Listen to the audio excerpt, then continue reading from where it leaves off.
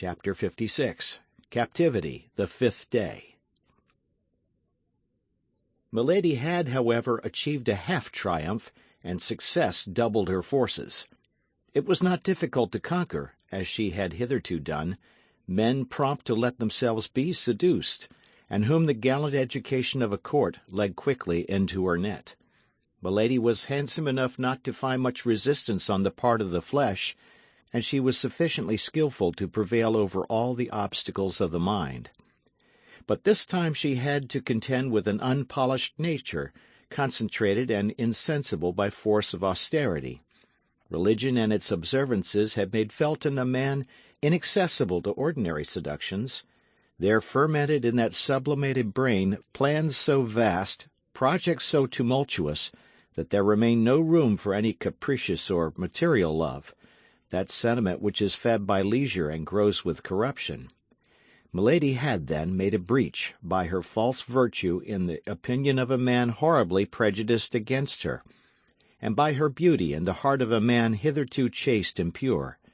In short, she had taken the measure of motives hitherto unknown to herself through this experiment made upon the most rebellious subject that nature and religion could submit to her study. Many a time, nevertheless, during the evening she despaired of fate and of herself. She did not invoke God, we very well know, but she had faith in the genius of evil, that immense sovereignty which reigns in all the details of human life, and by which, as in the Arabian fable, a single pomegranate seed is sufficient to reconstruct a ruined world. Milady, being well prepared for the reception of Felton, was able to erect her batteries for the next day.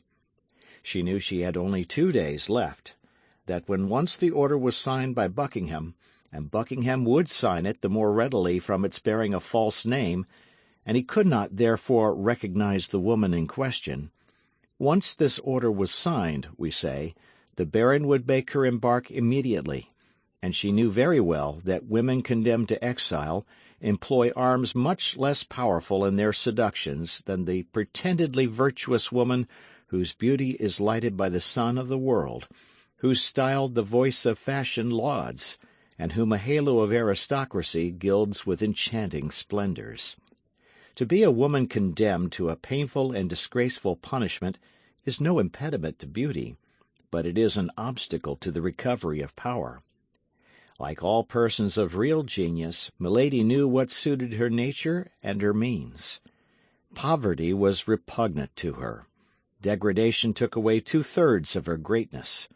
Milady was only a queen while among queens.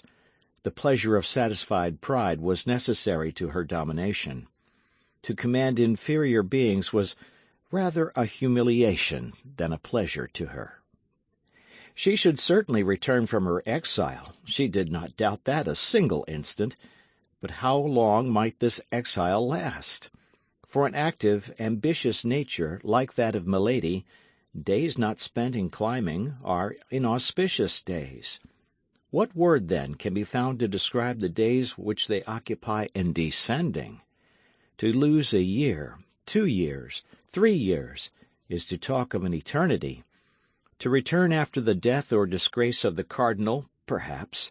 To return when D'Artagnan and his friends, happy and triumphant, should have received from the queen the reward they had well acquired by the services they had rendered her. These were devouring ideas that a woman like Milady could not endure.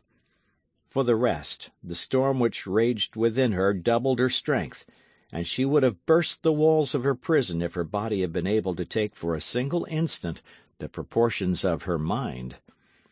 Then that which spurred her on additionally in the midst of all this was the remembrance of the cardinal. What must the mistrustful, restless, suspicious cardinal think of her silence? The cardinal, not merely her only support, her only prop, her only protector at present, but still further, the principal instrument of her future fortune and vengeance. She knew him. She knew that at her return from a fruitless journey it would be in vain to tell him of her imprisonment, in vain to enlarge upon the suffering she had undergone. The cardinal would reply, with the sarcastic calmness of the skeptic, strong at once by power and genius, You should not have allowed yourself to be taken." Then milady collected all her energies, murmuring in the depths of her soul the name of Felton, the only beam of light that penetrated to her in the hell into which she had fallen, and like a serpent which folds and unfolds its rings to ascertain its strength, she enveloped Felton beforehand in the thousand meshes of her inventive imagination. Time, however, passed away. The hours, one after another, seemed to awaken the clock as they passed, and every blow of the brass hammer resounded upon the heart of the prisoner. At 9 o'clock, Lord de Winter made his customary visit, examined the window and the bars, sounded the floor and the walls, looked to the chimney and the doors, without, during this long and minute examination, he or milady pronouncing a single word. Doubtless both of them understood that the situation had become too serious to lose time in useless words and aimless wrath. "Well," said the Baron, on leaving her, "you will not escape tonight." At 10 o'clock Felton came and placed the sentinel. Milady recognized his step. She was as well acquainted with it now as a mistress is with that of the lover of her heart. And yet milady at the same time detested and despised this weak fanatic. That was not the appointed hour. Felton did not enter. 2 hours after, as midnight sounded, the sentinel was relieved. This time it was the hour, and from this moment milady waited with impatience. The new sentinel commenced his walk in the corridor. At the expiration of 10 minutes, Felton came. Milady was all attention. "Listen," said the young man to the sentinel. "On no pretence leave the door, for you know that last night my lord punished a soldier for having quit his post for an instant, although I, during his absence, watched in his place." "Yes, I know it," said the soldier. "I recommend you, therefore, to keep the strictest watch. For my part, I am going to pay a second visit to this woman, who I fear entertains sinister intentions upon her own life, and I have received orders to watch her." "Good," murmured milady. "The austere Puritan lies." As to the soldier, he only smiled.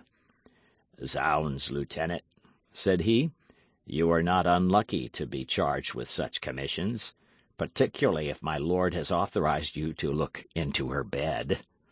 Felton blushed.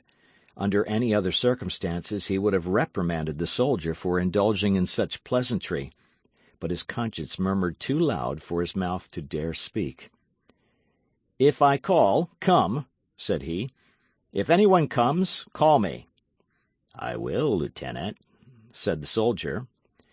Felton entered milady's apartment. Milady arose. "You are here," said she. "I promised to come," said Felton, "and I have come." "You promised me something else." "What, my God!" said the young man, who, in spite of his self-command, felt his knees tremble and the sweat start from his brow. "You promised to bring a knife and to leave it with me after our interview." "Say no more of that, madam," said Felton. "There is no situation, however terrible it may be, which can authorize a creature of God to inflict death upon himself. I have reflected, and I cannot, must not, be guilty of such a sin."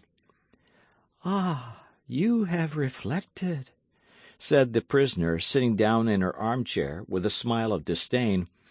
"And I also have reflected." "Upon what?" "That I can have nothing to say to a man who does not keep his word." "Oh, my God!" murmured Felton. "You may retire," said milady. "I will not talk."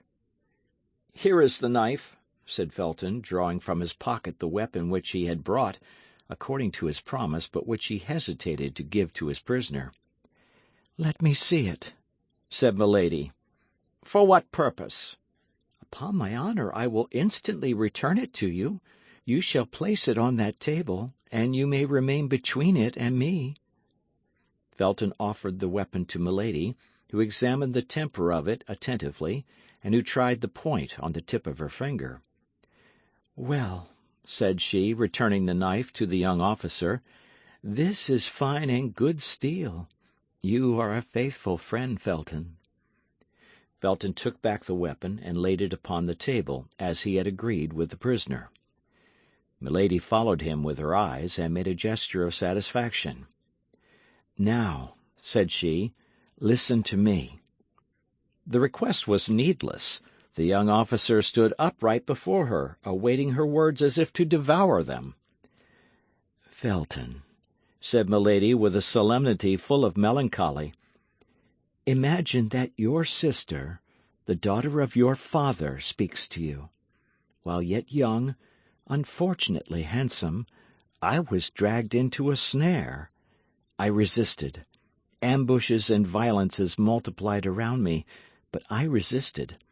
The religion I serve, the God I adore, were blasphemed because I called upon that religion and that God, but still I resisted.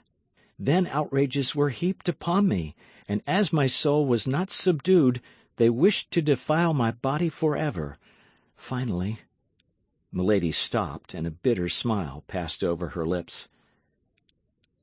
"Finally," said Felton, "finally, what did they do?" "At length, one evening my enemy resolved to paralyze the resistance he could not conquer. One evening he mixed a powerful narcotic with my water. Scarcely had I finished my repast, when I felt myself sink by degrees into a strange torpor. Although I was without mistrust, a vague fear seized me, and I tried to struggle against sleepiness. I arose. I wished to run to the window and call for help, but my legs refused their office. It appeared as if the ceiling sank upon my head and crushed me with its weight. I stretched out my arms. I tried to speak. I could only utter inarticulate sounds. An irresistible faintness came over me. I supported myself by a chair, feeling that I was about to fall, but this support was soon insufficient on account of my weak arms. I fell upon one knee, then upon both. I tried to pray, but my tongue was frozen. God doubtless neither heard nor saw me, and I sank upon the floor a prey to a slumber which resembled death. Of all that passed in that sleep, or the time which glided away while it lasted, I have no remembrance. The only thing I recollect is that I awoke in bed in a round chamber, the furniture of which was sumptuous, and into which light only penetrated by an opening in the ceiling. No door gave entrance to the room. It might be called a magnificent prison. It was a long time before I was able to make out what place I was in, or to take account of the details I describe. My mind appeared to strive in vain to shake off the heavy darkness of the sleep from which I could not rouse myself. I had vague perceptions of space traversed, of the rolling of a carriage, of a horrible dream in which my strength had become exhausted.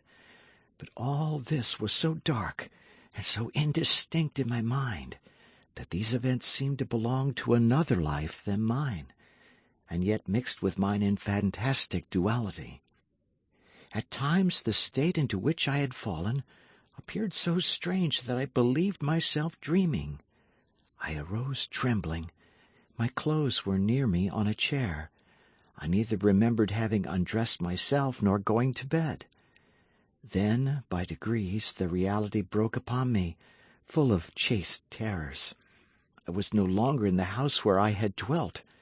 As well as I could judge by the light of the sun, the day was already 2/3 gone. It was the evening before when I had fallen asleep. My sleep then must have lasted 24 hours. What had taken place during this long sleep? I dressed myself as quickly as possible. My slow and stiff motions all attested that the effects of the narcotic were not yet entirely dissipated. The chamber was evidently furnished for the reception of a woman, and the most finished coquette could not have formed a wish, but on casting her eyes about the apartment, she would have found that wish accomplished.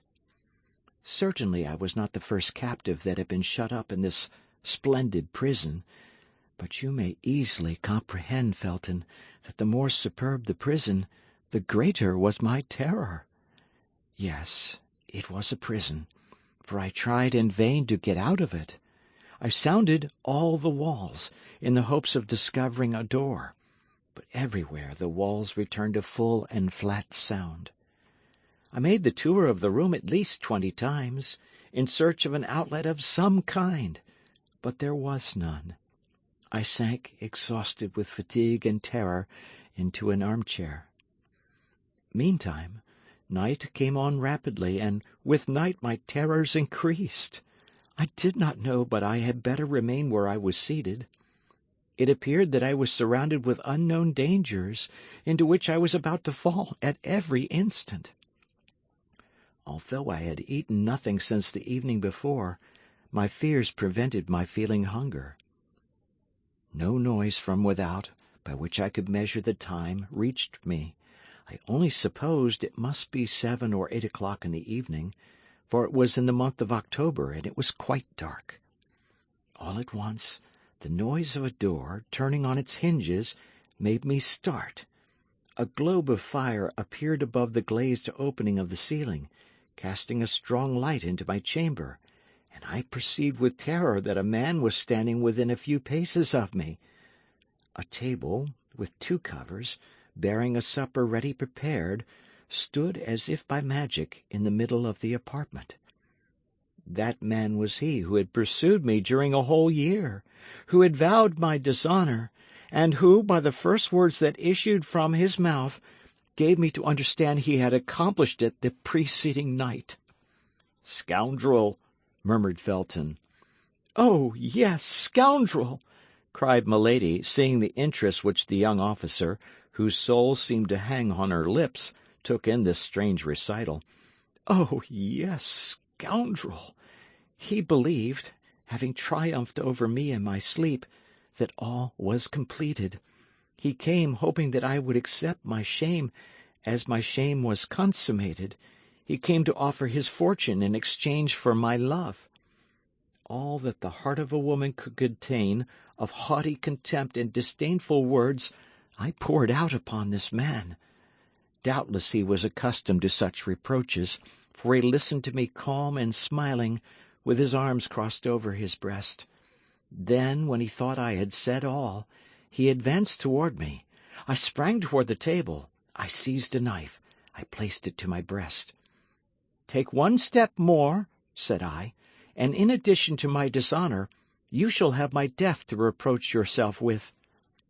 There was no doubt in my look, my voice, my whole person, that sincerity of gesture, of attitude, of accent, which carries conviction to the most perverse minds, for he paused.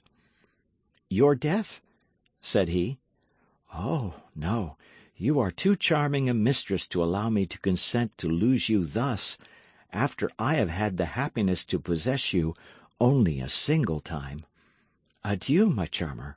I will wait to pay you my next visit till you are in a better humor." At these words he blew a whistle. The globe of fire which lighted the room reascended and disappeared. I found myself again in complete darkness. The same noise of a door opening and shutting was repeated the instant afterward. The flaming globe descended afresh, and I was completely alone. This moment was frightful. If I had any doubts as to my misfortune, these doubts had vanished in an overwhelming reality. I was in the power of a man whom I not only detested, but despised, of a man capable of anything, and who had already given me a fatal proof of what he was able to do. "But who, then, was this man?" asked Felton. I passed the night on a chair, starting at the least noise, for toward midnight the lamp went out, and I was again in darkness. But the night passed away without any fresh attempt on the part of my persecutor. Day came. The table had disappeared, only I had still the knife in my hand. This knife was my only hope. I was worn out with fatigue. Sleeplessness inflamed my eyes. I had not dared to sleep a single instant. The light of day reassured me. I went and threw myself on the bed, without parting with the emancipating knife, which I concealed under my pillow. When I awoke, a fresh meal was served. This time, in spite of my terrors, in spite of my agony, I began to feel a devouring hunger. It was 48 hours since I had taken any nourishment. I ate some bread and some fruit. Then, remembering the narcotic mixed with the water I had drunk, I would not touch that which was placed on the table, but filled my glass at a marble fountain fixed in the wall over my dressing-table. And yet, notwithstanding these precautions, I remained for some time in a terrible agitation of mind. But my fears were this time ill-founded. I passed the day without experiencing anything of the kind I dreaded. I took the precaution to half-empty the carafe, in order that my suspicions might not be noticed. The evening came on, and with it darkness. But however profound was this darkness, my eyes began to accustom themselves to it. I saw, amid the shadows, the table sink through the floor. A quarter of an hour later, it reappeared, bearing my supper. In an instant, thanks to the lamp, my chamber was once more lighted. I was determined to eat only such things as could not possibly have anything soporific introduced into them. 2 eggs and some fruit composed my repast. Then I drew another glass of water from my protecting fountain and drank it. At the first swallow, it appeared to me not to have the same taste as in the morning. Suspicion instantly seized me. I paused, but I had already drunk half a glass. I threw the rest away with horror, and waited with the dew of fear upon my brow. No doubt some invisible witness had seen me draw the water from that fountain, and had taken advantage of my confidence in it, the better to assure my ruin, so coolly resolved upon, so cruelly pursued.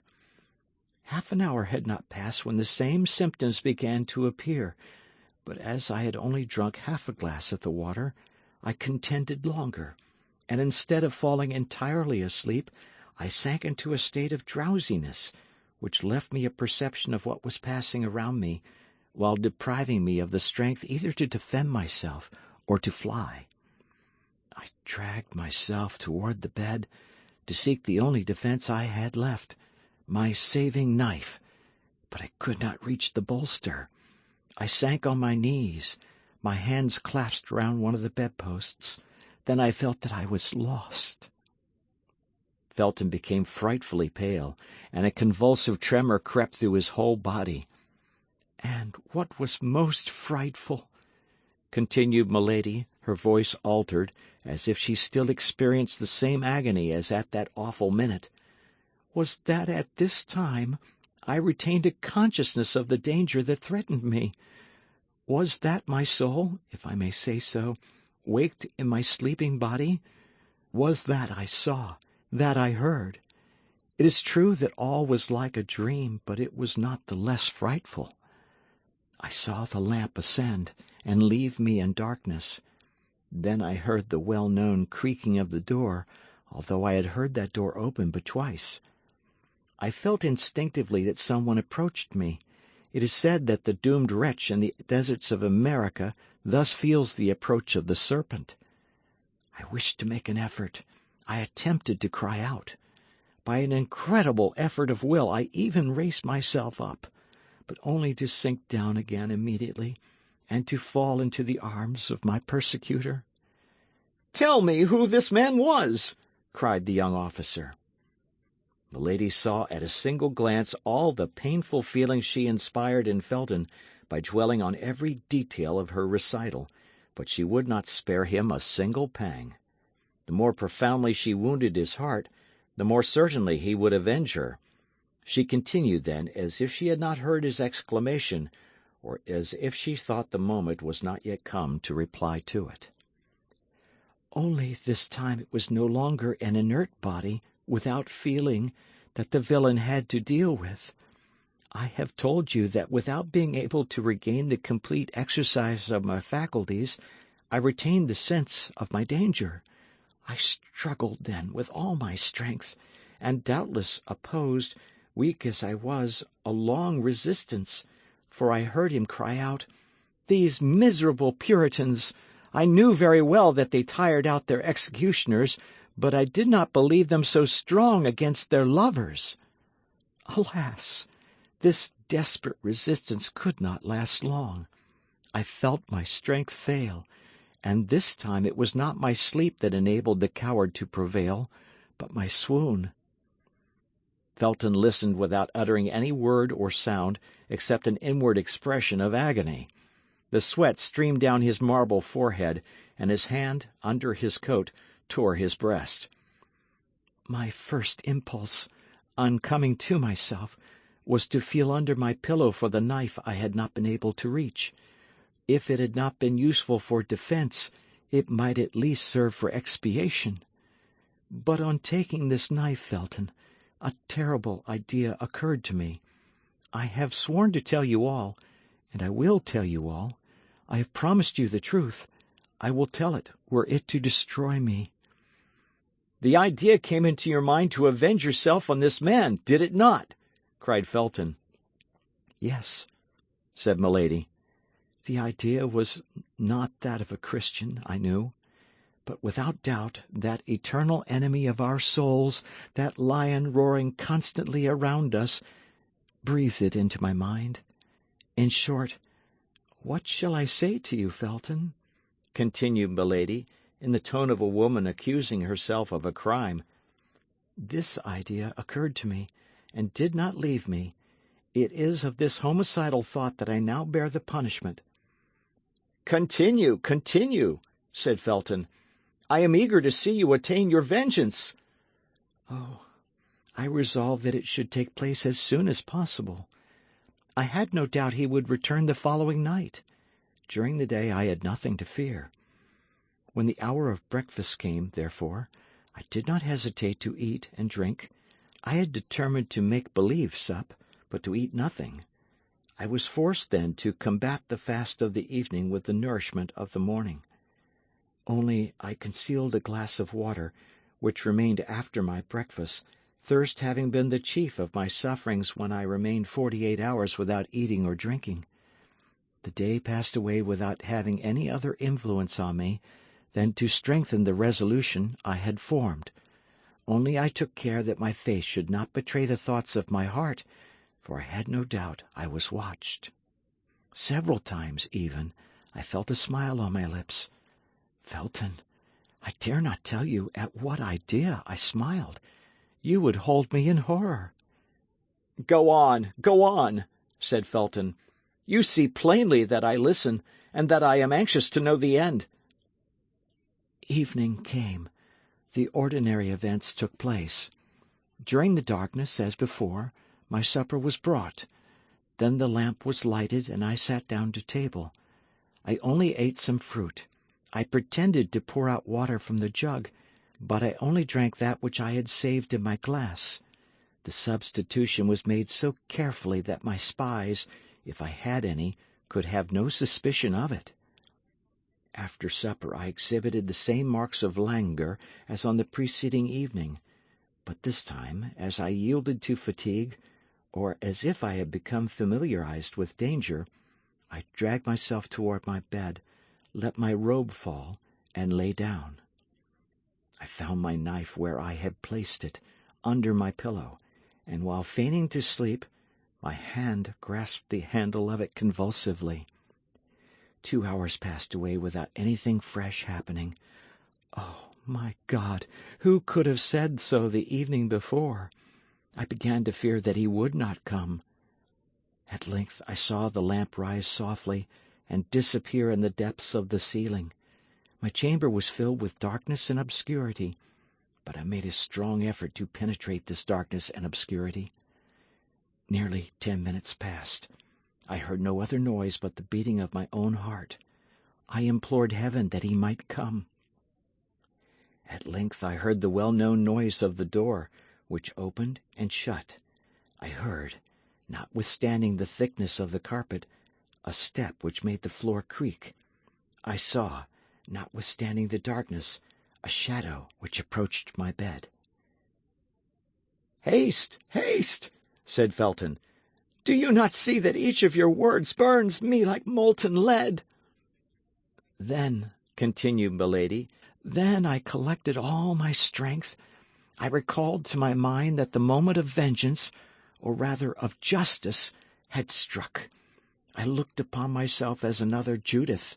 I gathered myself up, my knife in my hand, and when I saw him near me, stretching out his arms to find his victim, then, with a last cry of agony and despair, I struck him in the middle of his breast. The miserable villain! He had foreseen all. His breast was covered with a coat of mail. The knife was bent against it. "Ah, ah!"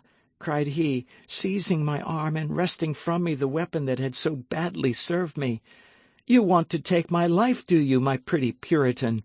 But that's more than dislike. That's ingratitude. Come, come, calm yourself, my sweet girl. I thought you had softened. I am not one of those tyrants who detain women by force. You don't love me. With my usual fatuity, I doubted it. Now I am convinced. Tomorrow you shall be free." I had but one wish. That was that he should kill me. "Beware," said I, "for my liberty is your dishonor." "Explain yourself, my pretty Sibyl."